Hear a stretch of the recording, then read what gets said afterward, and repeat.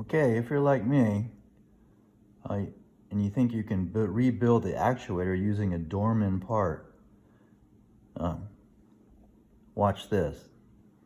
So this is the original actuator, and you see the gear is busted there. Notice on the gear top, see how there's like these little electrical connections that go on that part right there.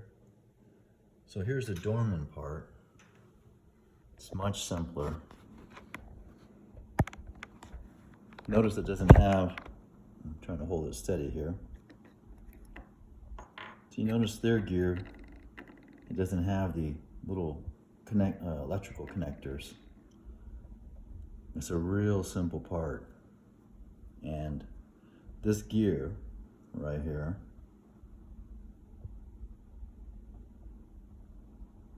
is different. It's a different size.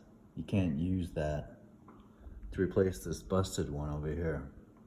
So there's a shortage on these actuators, and I'm going through my dash and everything and cleaning it up and replacing the actuators, and I can't finish the job because I don't have this part. But I do have a newer one that works, 2 of them, and so I may just go on, and go at risk.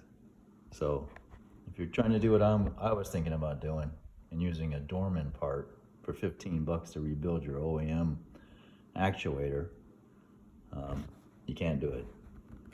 Thanks.